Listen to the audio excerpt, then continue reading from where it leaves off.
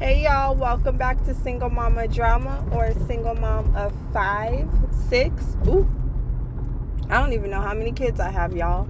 But anyways, I just wanted to show y'all this exhibit that they had at the Wax Museum. I found it extremely fascinating because I am renewing my spiritual walk as a Christianity. I don't like to call it that. I like to say non-religious because people get so tied up into religion, and the religion is not even the big part of it. The big part of it is that Jesus is coming back. And when he does come back, everybody knees will bow at the same time. People are going to be so lost. And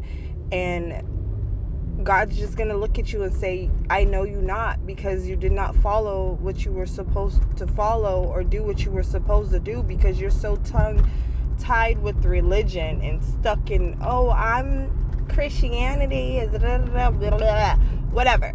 Drop the religion and focus on the God and the Jesus, and then y'all will go to heaven.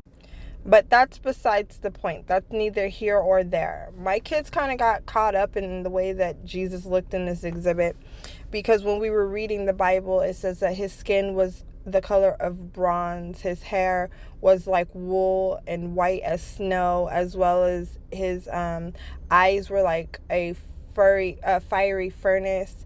So to me, I feel like Jesus just looks like gold. A lot of people want to argue that and say that he's black, but I'm like, he's from the Middle Eastern.